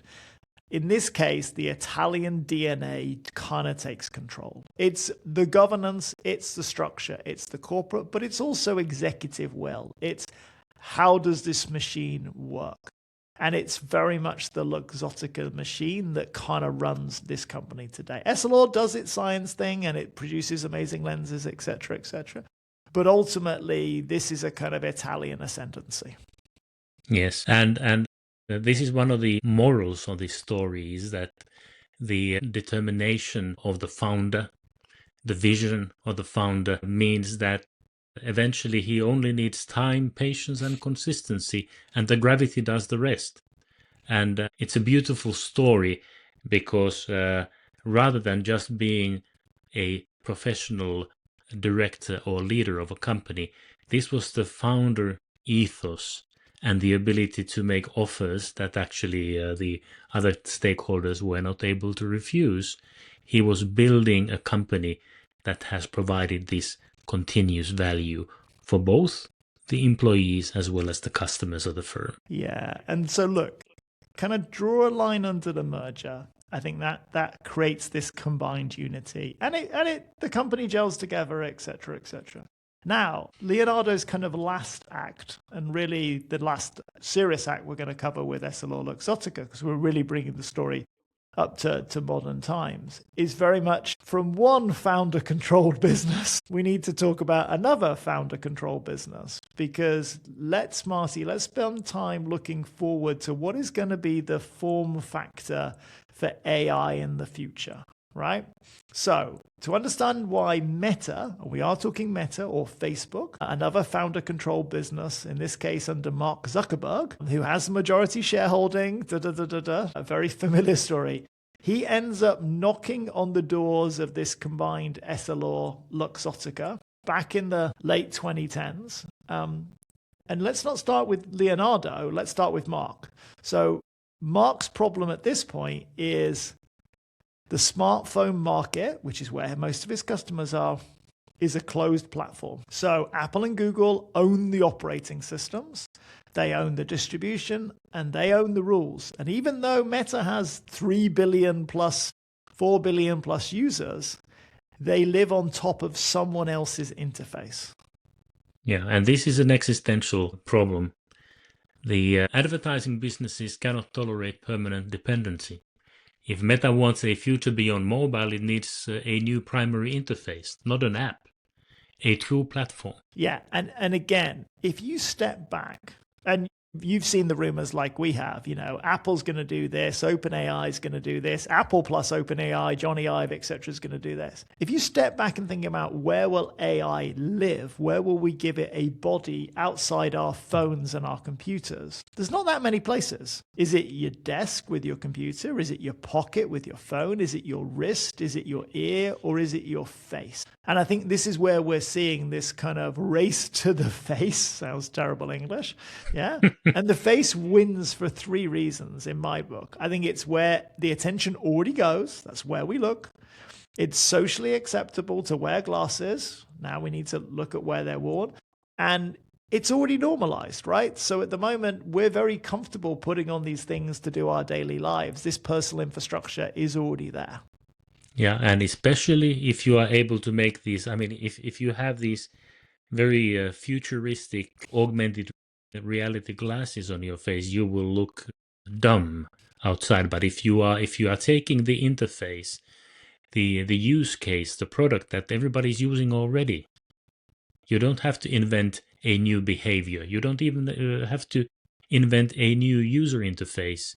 So essentially, you can piggyback an existing solution, and this is extremely rare when you are actually introducing new hardware for people to use. Yeah, and look, again, listeners, we'll just slide the dial back on our, Martti and Colin time machine a second. Silicon Valley's tried this before. Google Glass was the first invention, if people are familiar with it. It's technically impressive. It's born inside Google as a 20% time project, but it's socially catastrophic. The glasses just look rubbish, yeah? And they don't reject the technology per se. Yes, there's some privacy issues, but really they reject the fact that it looks weird and what Yes. it signals. Right? So this kind of Google glasses launched earlier in the 2000s and 5s, etc., but kind of doesn't get the traction. Yeah. This is the lesson everybody remembers. Form factor beats function. Looking normal beats being powerful. Yeah, and look, the interesting thing is that Google team disperses and they go into other places, and one of those other places is Facebook, because Google actually does approach Luxottica to do a partnership, but at that point the kind of the form factor is failing, and it just becomes an enterprise play where effectively it doesn't matter if you're looking weird because you're wearing a hard hat and high vis in a factory anyways. The weird bit and the privacy fit doesn't matter.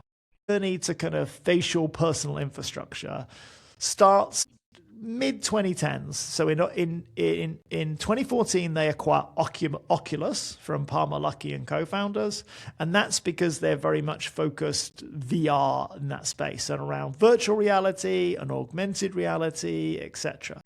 But a number of the Google Glass team are hired by Meta. Then they have the Oculus program running, and smart glasses becomes a thing inside Meta/Facebook. There's no real hype, no demos, no real stunts kind of in the outside world, but they're seriously investing in the capability around, at the time, augmented reality glasses, which we'll now start to think about as AI glasses next. But Martti, where does this go? Well, I mean, this is where the early acts matter. Meta doesn't go shopping for an optics company. It goes looking for control of form factor, which means fashion legitimacy, global distribution, and manufacturing at scale. And there's only one company on earth that already has all three. Yeah, so again, I think Meta has to wait a little while. Google Glass approached Luxottica, but it was a real Hail Mary pass type approach. Here, when Mark Zuckerberg, and he flies to the Dolomites, to the factory, to meet Leonardo, and basically talk about effectively a deal. But he's dealing with Leonardo as owner of, or controller of, this new combined entity. And again, this is super important because they have the full stack. If Meta's going to play in this space, they have to talk to them because they have the retail stores, they have the lenses, they have the experience. There's really only one show in town that Mark Zuckerberg. There's only one factory in the Dolomite store that he can knock on, and it's this one. And before the merger between Essilor and Luxottica, this would not have worked. And the whole move of merging these two essentially category-leading companies together, it made smart glasses possible. Exactly. By the late 2020, we're almost there, almost back up to date. Leonardo has appointed Francesco Milleri, who's one of his key lieutenants, as CEO of this new combined entity. Meta steps in, and they'd been negotiating for some time. And in September 2021, Meta and Essilor Luxottica launched Ray-Bans, the Meta Ray-Bans as it becomes. Now, they launched them as Ray-Ban Stories, and then there's iteration. And again, this is a fascinating thing because this is almost like Luxottica took Ray-Bans off the market to kind of improve them and upgrade them and bring them back at a different price point. And now we do it again. This classic American brand worn by JFK and all the presidents since basically gets another upgrade. And again, it's the basic level in terms of the stories. It's AR, no displays, just audio camera connectivity. But the AI wave that we've covered in previous episodes is starting to build. This is 2021 going into 2022, launch of ChatGPT, etc. This is starting to happen. Yeah, and this is the same Ray-Ban that when Leonardo paid $640 million for the company, it was considered by the marketplace being way overpriced. And it was in a bad shape company that was selling cheap. And this is where we are today. This is glass done properly. So, the results matter more than the features. People wear them publicly. This is the Ray-Ban stories. The partnerships deepens. And again, Meta and Luxottica are they're founder-controlled companies, but they're also two very different companies. In terms, Meta is, famous for its, work fast, break things type mentality, and Leonardo is precision engineering at scale. Yeah, Yes. so there is a pace difference between the two companies. But there's some sort of a kin spirit. There is. I mean, somebody who is clearly in charge, with whom you can share your vision of the future. Yeah, no, I think so. Don't get me wrong. There's a pace difference, but there is definitely Leonardo and Mark Zuckerberg kind of recognize each other as one of their own, right? This is the kind of Leonardo, even though he's of a very different generation, you can put him right up there with the Bezoses and the Musks and the Zuckerbergs of this world and the Larry Page. This is a founder-controlled, never will stop type of individual. And again, I think it's fascinating. In 2025, Meta, and again, acquires 3% of Essilor Luxottica for about $3 billion. So I kind of feel we come full circle with this acquisition. Look at the Luxottica shareholders prior to going public. It's, Armani, and now it's Zuckerberg. This is managing your cap table at the finest. They don't take a board seat. There's no control. There's just alignment. This is just, if you're going to now pioneer this new category of eyewear, this AI personal infrastructure, we're going to deliver it with you as a partner, and we want in on the upside. And I think this is very important, right? Meta is not partnering with French opticians or reimbursement system or medical committees. It is partnering with Ray-Ban, global retail, fashion legitimacy, and Italian speed. This is the Luxottica DNA. It's not that the lenses aren't important, but the bit of the business that's super important to Meta is that whole machine that Leonardo built. Yeah, and this partnership works, and it's a very well crafted move. It's important enough to signal commitment. It's small enough to indicate or raise any regulation, and it's really a partnership between peers, you could even say. Yeah, so look, we need to bring this to the close, because AI glasses at this stage are the most likely form factor, but they're not slam dunk right? This is still evolving. I'm in awe of Leonardo and the machine that he built, and the fact that he kind of gets it to this particular point. We do need to sadly close out his story. So Leonardo Del Vecchio, born in 1935, dies in 2022. And he actually dies in pneumonia at San Rafael Hospital in an eastern suburb of Milan. And I actually looked this up. It's really a stone's throw from the orphanage.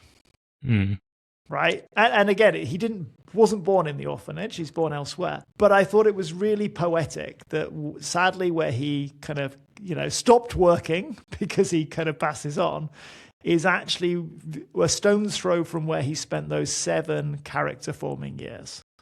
Yeah. And at that point when he dies, Luxottica is not complete, but it's no one's going to take it away from him. Like, this really feels like when he does the Meta deal, it's the icing on the cherry on the cake. He's done. He's done it all. Yeah, absolutely. And the thing is that there were several stages in this story where he essentially bet all in.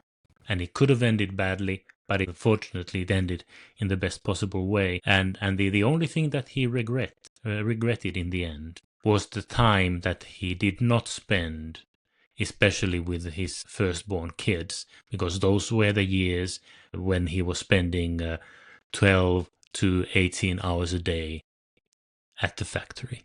That's the only regret he had. Otherwise, he was able to fulfill his professional dreams that were augmented.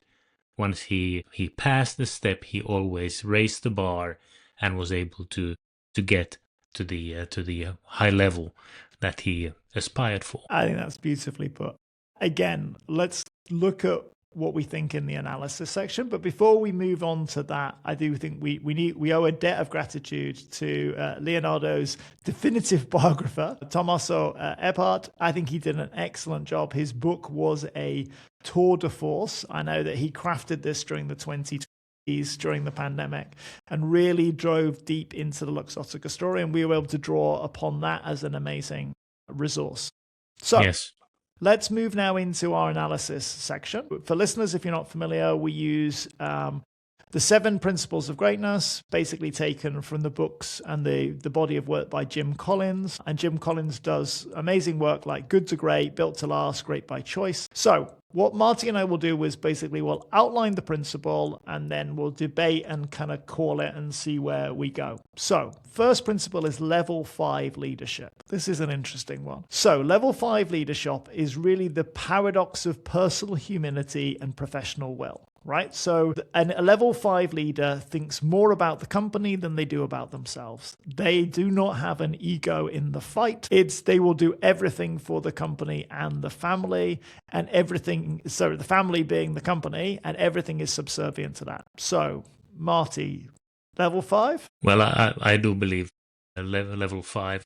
I mean, the more Collins-like version of humility shows up in Essilor, the quiet discipline of an R&D culture and professional trust building that doesn't need the celebrity founder. But if you, I mean, in a way, you cannot take these two parts away from each other. I mean, even if I think the story of Leonardo is the more fascinating, that's the more engaging, that's the more compelling one. And it's lovely to go through the history. I mean, the outcome would not happen without the French side Correct. to augment the combined capabilities. But definitely this is I think this is level 5 in my book of assessment. I agree. I think that Leonardo has almost no ego, right? And he may have had a regret around his family, but effectively he put the company, the factory was his family, and he put them in front of everything else, and he guarded his shareholding like a hawk. And again, but as you said, I think this one's an easy call. I think that level 5 Indeed. leadership existed on both sides in order for them to build this enduring great company. Okay, so second principle, first who, then what, which is really around kind of getting the right people and then deciding what to build. So, Martti, what are you thinking on this one? Well, the both sides definitely build who to reduce dependency. Luxottica reduces dependency through ownership and operational discipline. Essilor reduces dependency by embedding itself into professional practice. That's who as moat. Yeah.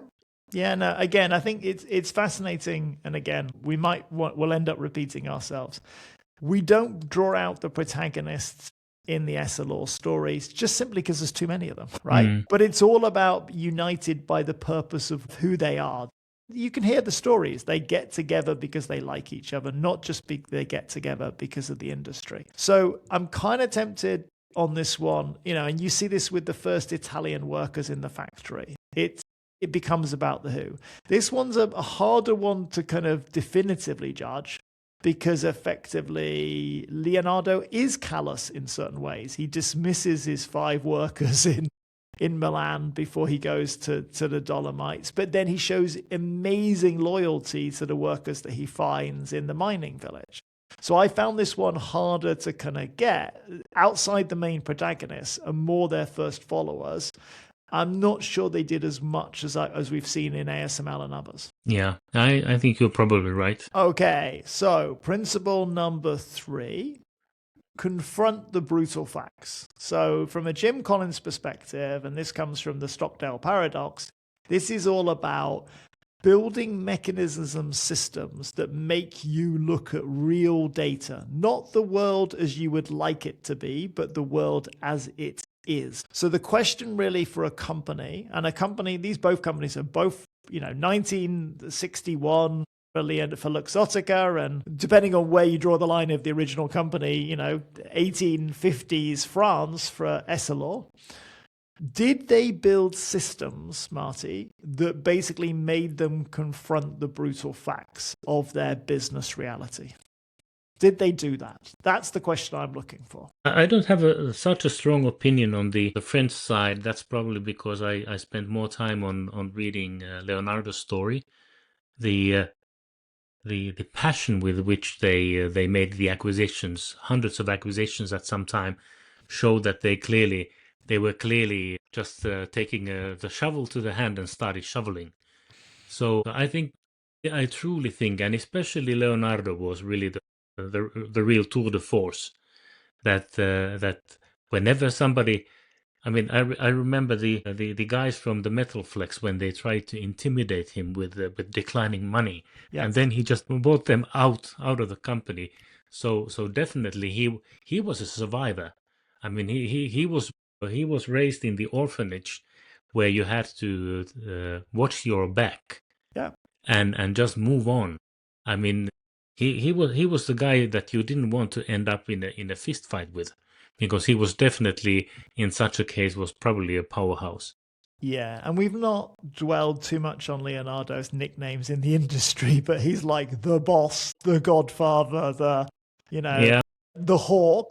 Like his nicknames are very intimidating on this Well, side. I mean, even if he's not from Sicily, he was quoted being the Godfather Yeah, very much so.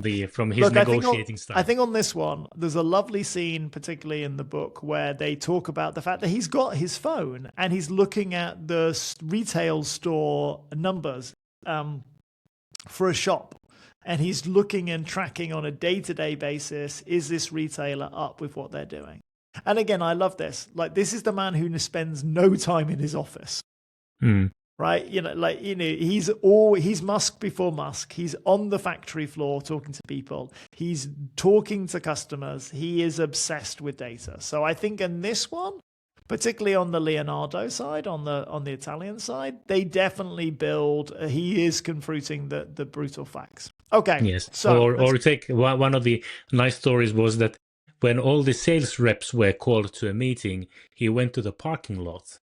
And if there was a specifically bad car that somebody came with, he then said that, okay, if this guy is not able to afford a better car, it means that he is not successful in his work as a sales guy. Because if he's successful in sales, he will have more money available for buying a better car. So those guys need to be under special supervision. Oh, I love that. That is a great story. Great story. Okay, principle number 4, the hedgehog concept. So again, what this is doing is really focusing on what are you passionate about? What can you be the best in the world at? What drives your economic engine? And then basically, do you have this clear and compelling insight on how this is delivered?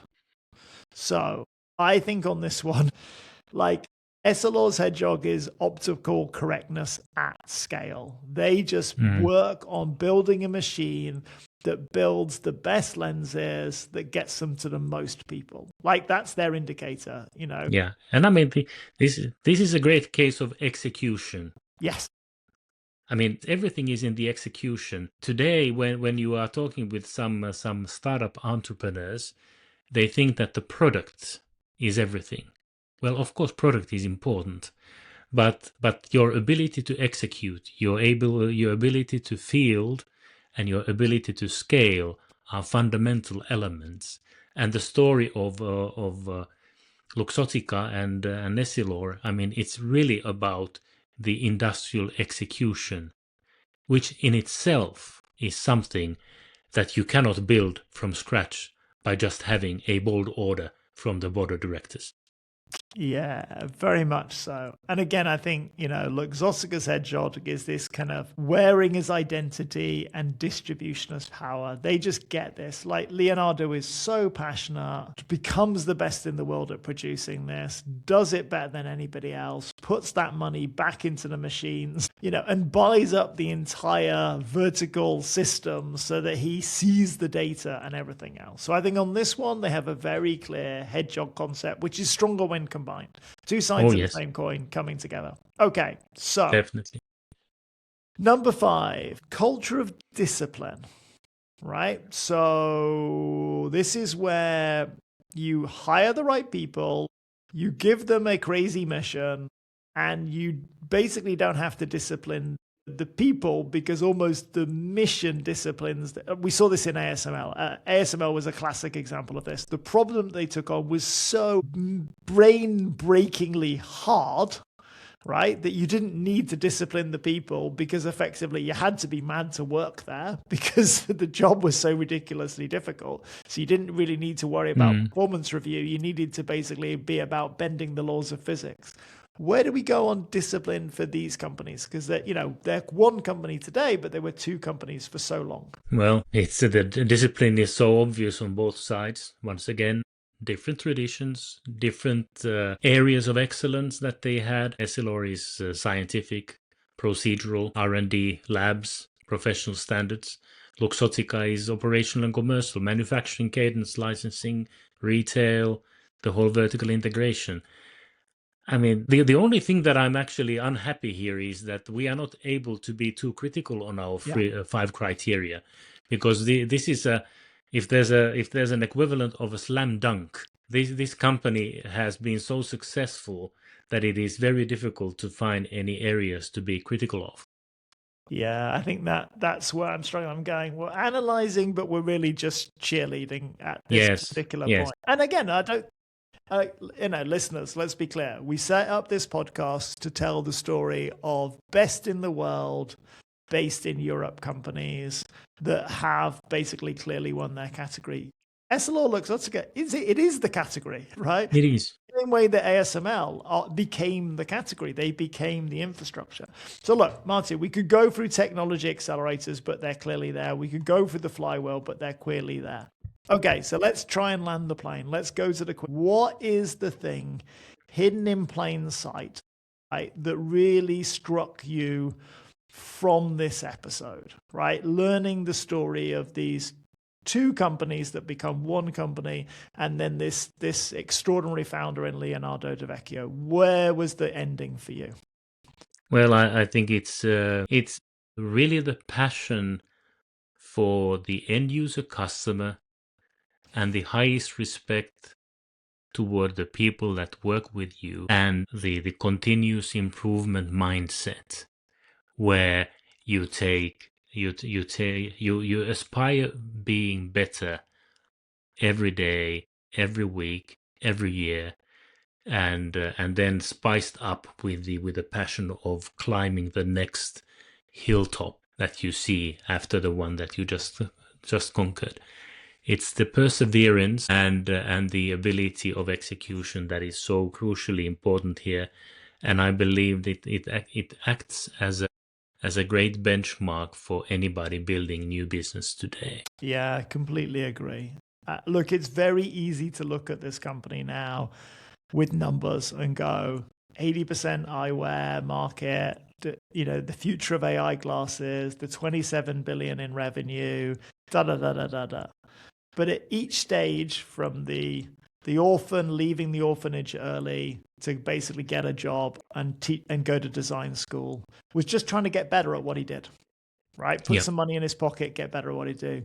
Moving to the Dolomites to basically, become a general manager of a new factory, was just trying to get his family and move on his career, right? Taking control so that basically he had his own destiny was just the next step and the next step and the next step and the next step. And it's easy to kind of look at it and go, yes, and there's a monopoly at the end, but it wasn't like that, right? It's just this. He's walking up the mountain and he's taking each step as he goes. Yeah. And again, he's just always looking forwards, always looking upwards. And ultimately, and I think the big testing point is also that could have left the company in the 2000s, came back. Yeah. And I think that's also merit to the character, that the mission, it wasn't about the money and it really wasn't so much about the legacy. In this case, it wasn't complete. The mission was not complete. But also demonstrating the challenge, how difficult it is to find a successor. One of his sons was the apparent successor at one point. Yeah. Never ended up being that one. And there were even some CEO changes that we didn't cover, I think one of the CEOs, when he was let go, he had a 170 million euros severance pay out of Yep. all the elements, including the stock options that were there. So it was not easy. I mean, to have the key people who are sharing your vision and your ethics of work, it's very difficult. It's still one of the most difficult things that any owner has is the choice of people. Who are the right team members to continue once eventually all founders, sooner or later, if a company exists for decades, sooner or later all founders will step down. Yeah. So just to finish off this section for me, I think Leonardo's story, particularly, as you can tell, listeners, we've fallen in love with. It's a great story. I do think there's big lessons in there for founders today and investors today. I think it's that incremental growth over time and never settling, right? And just being still prepared, even when you're successful, 1 billion in revenue, bet the company to continue the mission that you've set out. So, Martti, I think we're going to end Luxottica there. We've talked a lot about glasses and reality, and we're all both fascinated to see where AI glasses go next. But it's time to talk a little bit about our next category leading company for next month. And this is the one, and again, I fall in love with these stories so quickly, but again, I think there's another layer upstream from vision. And it's one that most people never think about. And I think so if Essilor Luxottica controls the interface to perception, where does our next company sit? Yeah, and then the next interface is to the medical truth itself, and that's far more powerful. The next month we are crossing to a country that borders both Italy and France, the most mountainous country in Europe, and that is Switzerland. And here's the idea that should make you uncomfortable before we even begin. Most modern medicine doesn't start with treatment. It starts with classification, what counts as a disease, what doesn't, who qualifies, who doesn't. And once those categories are set, almost everything else becomes automatic. Yeah, so I'm really interested in this one because we're going to be talking about prices, reimbursement, drug policy, drug development, even AI. And they all sit downstream of diagnosis. Yes, which means that the most powerful company in healthcare is not necessarily the one that cures the disease, but it's the one that decides what the disease is. So next month, please join us when we make a deep dive with Roche, a Swiss company with more than 55 billion in revenue, operating in over 100 countries, employing tens of thousands of people, and almost completely invisible to the public. Yeah, so Roche is the global leader in diagnostics, which means it sits at the point where biology becomes data, and data becomes medical decision making. And when we even remember that in some countries you have insurances that are in the core or the revenue model. In some countries we have government-driven healthcare. This is extremely political. And Roche is the company who tries to provide the objective data for all the decision makers. And there are many of them. So if Essilor Luxottica taught us that power hides in interfaces we wear. Yeah. Then Roche is really going to talk to us about you won't look at medicine or truth in the same way again. Roche talks about the definitions we never see. And I had a sneak peek into the Roche story last weekend. So I told you that I visited a good friend in America who's a biotech founder. And his second customer for one of his main companies, he has many companies, was Roche. And he did tell me a funny story and that I just want to leave you with, Martti. So his secretary, this is back in the early 90s, rang him up and said, I've got this weird company on the phone. They say they're in medical diagnostics, but I think they're in pest control. And my friend said, why do you think they're in pest control? Well, She says she's in medical diagnostics. This is the person calling, sales call for my friend. But she said her company's called Roche. So again, listeners, we won't crucify Americans for their pronunciation. We do bad stuff in Britain as well. But again, join us next month for Roche and the medical diagnostics medical truth story.